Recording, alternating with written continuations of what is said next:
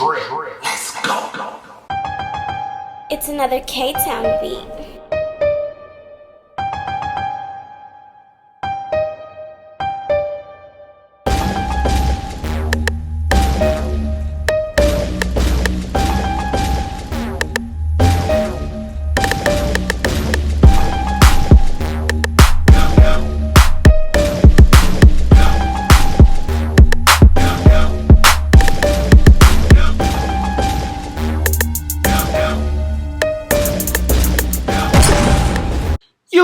YouTube, it's your boy, Mr. Outliner. Look, man, if you're a barber and you know we got the COVID thing going on, so you gotta be careful when you cutting somebody. Man, I cut the mask, man. That little strap right there on the side, man, I cut it, man.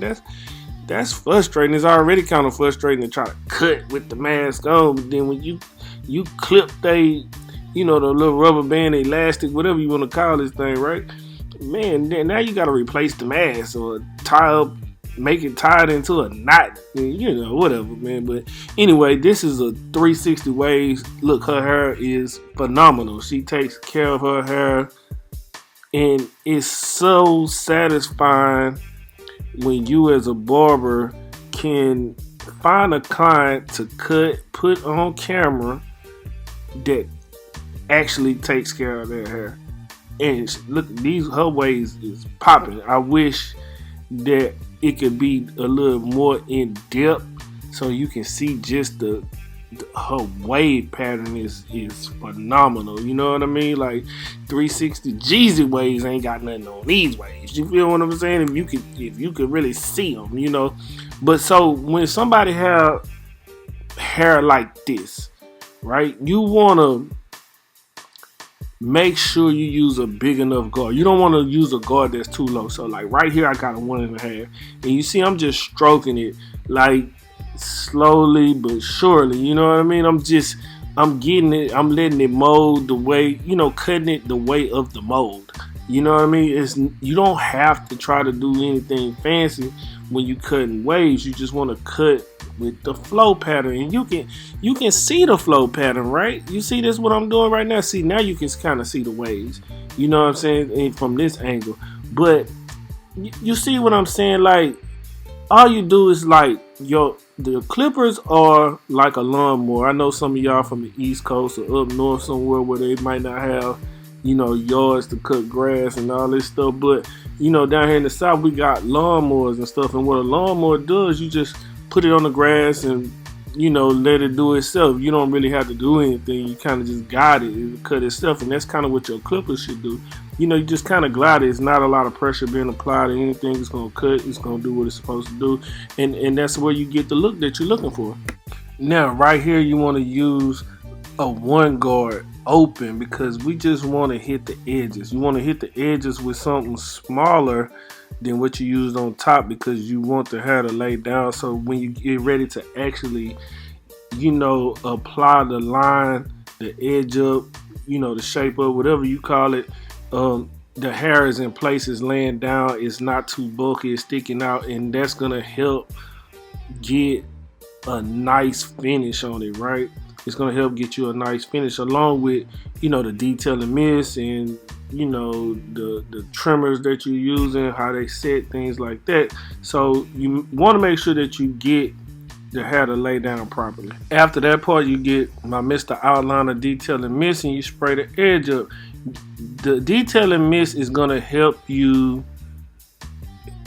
make the hair lay down, stay in place, things like that, make the scalp dry, make the hair dry. So when you use your trimmer after it dries, it's gonna make it a crisp, super crisp lineup, and you're gonna get first hand look at it.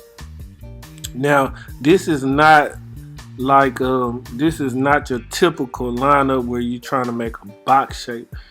When you're dealing with female lineup, sometimes you have to do it like round, and that's what she gets. So she doesn't want the hard look, the shape up like a man would get on a normal haircut. right? So you see how these trimmers do. You see what the detail and mist does. She crispy already, sharp. You see what it does, right? So we making it crispy. You know, having your trimmers set the right way can also help you get sharp lineups. And I've made videos using these detailers and showing you exactly how to get them to line up, right? So if you, maybe I'll put it at the end of the video, or maybe I'll drop a card during the video where it'll take you directly to it. If not, just search my page, search my channel, and it's called Zero Gap. So I show you how to do them, and I really just use the eye test, but I show you a couple other things in the video. But if you want to get a crisp line like this, you need your trimmer set right, you need the detailing mist or some type of agent that's gonna help, you know, hold the hair in place and, you know, keep it dry and stiff and things like that. So you see the line is tight, it's nice, popping, you know. With a haircut, any haircut, the lining is gonna make the big difference in the haircut. So you see that right there, and you see me pulling this. I haven't cut it yet. You know what I'm saying? But you know it's coming on the other side, but where I actually cut her mask off. So yeah, so kind of be careful, and I'm trying to take the necessary precautions in order to ensure safety for me and the client. You know, so she had to wear a mask. I just kind of assist with holding the mask to her face. You know what I mean? Like, so getting around the ears is a little tricky. You know, you have to, you know, really pay attention to what you're doing. Then you just spin them around to the other side. You pretty much do the exact same thing on the other side. And just like any normal liner we do, I try to tell you to, you know, start in the middle and work your way from one side to the other side. So we starting in the middle and we working our way down. This is probably where I had the oh no moment, you know what I mean? But I wasn't even paying attention. I didn't know I was that far down. Whoop, there it is. But anyway, so man, I cut it off and I'm like, dang, I gotta cut this thing off. You know, I gotta tell her, but good thing I keep extra mask around just in case things happen or somebody walks in and they don't have one, you know, for safety precautions again. So, but back to the lineup. The lineup, you see what we're doing is sharp, you know what I mean? And a lot of it is technique. A lot of it is, you know, having your blade set properly, and also an agent like detailing mist to hold the hair in place so you can get great lines. You see what I mean? So that's what this does. This is how we create it. So you see how to do the lineup, and in the back we just gonna taper her up, make it look good, you know. So I'll show you the taper and then we'll be finished with the cut. I'll do a couple like little things that you can do to detail the hair to make it look that much better, and also show you how the 360 wave pomade by me increases the waves and you can see it really good. Now here I thought she was gonna get it round in the back, but we decided to do a taper. So this is just like a normal taper that you see me do on any haircut. You want to make your first guideline. I didn't do it with the trimmers, I did it with my clippers. And a lot of times somebody asked me in another video, I don't know if it's the last video for that, but how do you remove a hard line?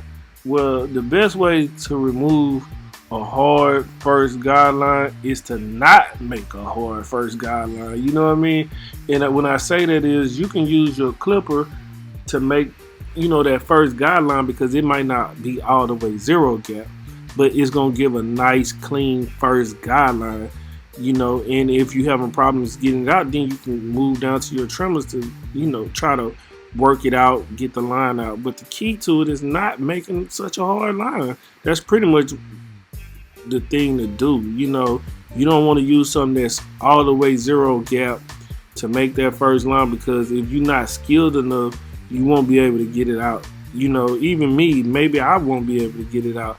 But, you know, so you have to know exactly, you know, what your problem is and how to fix it. So for that guy, I would say just try not to make a hard guideline. Use something that's close to zero gap, but not all the way zero gap, so to give you room to get rid of the line if you come back with another clipper that's 0 gap. You see what I mean? So that's why it's good to have 2 sets of clippers and two clippers that does something different. One could be 0 gap and one not 0 gap. So and they still work perfectly fine together. You just have to figure out how you gonna use it. You know what I mean? So, and right here, I'm doing clipper over comb because, like I tell you, it's gonna save you time, and then it gets in certain places that you can't get to.